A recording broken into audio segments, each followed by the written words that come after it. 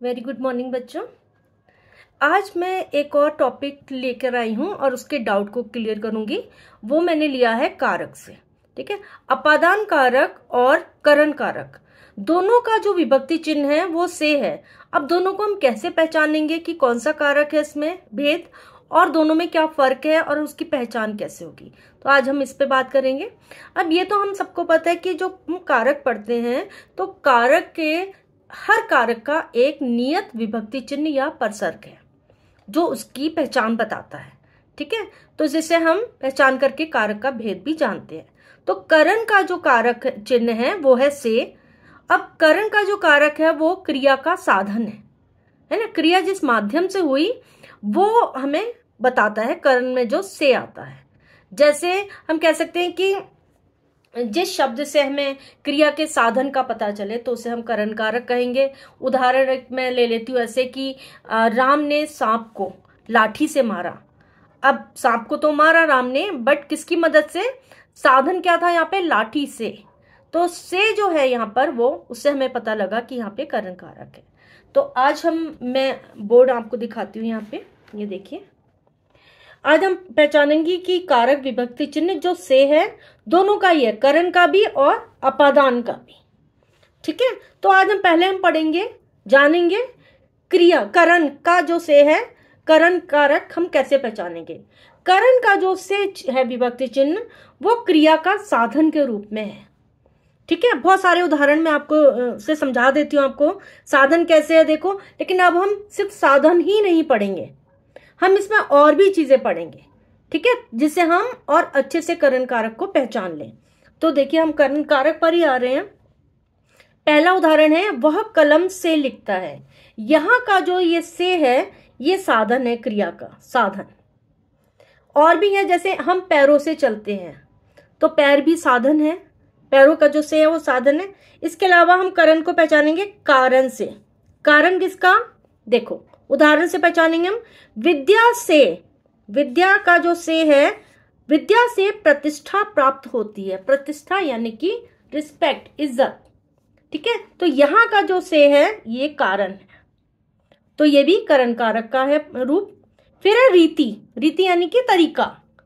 रीति किसकी है? उसने मेरी बात ध्यान से सुनी। यहां का जो से है ध्यान से सुनी, तो यहां भी करण कारक है। ठीक है, ध्यान से सुनी, रीति। दशा, दशा वह स्वभाव से दयालु है। यहां का जो से है स्वभाव से दयालु यानी कि दशा बता रहा है, करण कारक है इसमें भी। तो ये साधन ही नहीं बता रहा है, कारण, रीति, दशा और विकार। विकार मतलब बदलाव। कैसा बदलाव है देखो उदाहरण से, वह गरीब से अमीर होता गया। ठीक है, तो यहां पर हम करण कारक देखते हैं। करण कारक सिर्फ साधन ही नहीं है, कारण भी है। उदाहरण से देखा कि विद्या से प्रतिष्ठा प्राप्त होती है, उसने मेरी बात ध्यान से सुनी, वह स्वभाव से दयालु है, वह अमीर से गरीब होता चला गया या गरीब से अमीर होता चला गया। तो ये जो है उदाहरण आपको करण कारक के उदाहरण है सारे। ठीक है, अब अगर इतने से हमने करण कारक में ले लिए साधन के अलावा, तो फिर अपादान में क्या बचा? अपादान का जो से है उसको हम कैसे पहचानेंगे और कैसे अंतर करेंगे कि वो करण है या फिर अपादान? इसको भी मैंने बहुत सारे उदाहरण से आपके सामने लेकर आई हूं मैं। देखिए, पहला है काल तथा स्थान का आरंभ। आपको मैं ठीक से दिखा दूं। काल तथा स्थान का आरंभ, जैसे आपने पढ़ा होगा कि हिमालय गंगा से निकलती है ना। तो यहां का जो से है ये बता रहा है हमें स्थान। दूसरा है काल स्थान का अंतर। कैसे? जैसे उत्तर से दक्षिण तक, यहाँ का जो से है, या सुबह से शाम तक। तो ये जो से है यहाँ का से अपादान बता रहा है हमें, काल और स्थान का अंतर बता रहा है। फिर है भिन्नता दर्शाना। भिन्नता मतलब अलग रूप में बताना। जैसे 3 लोक से मथुरा न्यारी। अब यहाँ का जो से है ये आपको अलग भिन्नता बता रहा है। 3 लोक से मथुरा न्यारी, यहाँ का जो से है भिन्नता बता रहा है, अपादान कारक। उत्पत्ति स्थान, जैसे हमने गंगा भी देखा था हमने स्थान, उत्पत्ति स्थान ये दूसरा है। जैसे सूती कपड़े से रुई रुई से बनाए जाते हैं, सूती कपड़े रुई से बनाए जाते हैं। या हम कह दें कि कुर्सी लकड़ी से बनाई जाती है। तो ये जो से है कि कहाँ से वो स्टार्ट हुई है, उत्पत्ति कहाँ से हुई है उसकी, तो यहाँ का ये अपादान कारक।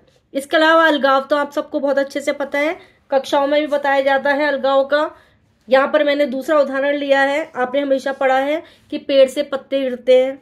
यहाँ है मेरे हाथ से घड़ी गिर गई, या बच्चा साइकिल से गिर गया, बहुत ही नॉर्मल उदाहरण है। तो यहाँ अलगाव का भाग, ठीक है। फिर तुलना भी है, आप बड़ी कक्षा में पढ़ेंगे। तुलना कैसे, यह कपड़ा उससे अच्छा है, या मीना शीला से अच्छा गाती है ना, या उससे पढ़ने में अच्छी, हम तुलना कर रहे हैं, तो ये अपादान कारक। फिर है ग्रहण करना। ग्रहण कैसे, यह कला मैंने राम से सीखी, या मैंने उससे सितार सीखा, या मैंने उससे नृत्य सीखा। तो ग्रहण करने का भाव अपादान कारक में आएगा। विरोध, विरोध कैसे, विरोध का जो यहाँ पर इसका जो से है ग्रहण करने का, विरोध का जो से है कि वहां जाने से मुझे कौन रोक सकता है, विरोध, यहाँ का जो से है अपादान कारक का है। फिर डरना, डरने का भाव आपने पढ़ा है, ये तो खैर नई चीजें आपने ऊपर पढ़ी, ये पुरानी बात ही है। अलगाव का भाव, डरने का भाव, तुलना का भाव आपने पढ़ा, लेकिन बाकी भाव जो है ग्रहण, विरोध, उत्पत्ति स्थान, भिन्नता, काल, स्थान का अंतर, आरंभ, ये सब आपने आज सीखा मेरे ख्याल से। तो और ये चूहे से डरती है या शेर से डरता है, तो डरने का भाव जो है, इससे हम पहचानेंगे कि वो अपादान कारक है। और ये साधन, कारण, रीति, दशा, विकार से हम जानेंगे कि वो उसका जो से है वो करण कारक का से है। ठीक है, तो उम्मीद है कि आपको बोर्ड्स की मदद से आपने अच्छे से सीखा होगा, समझ पाए होंगे। कमेंट करिए, लाइक करिए, शेयर करिए। Thank you.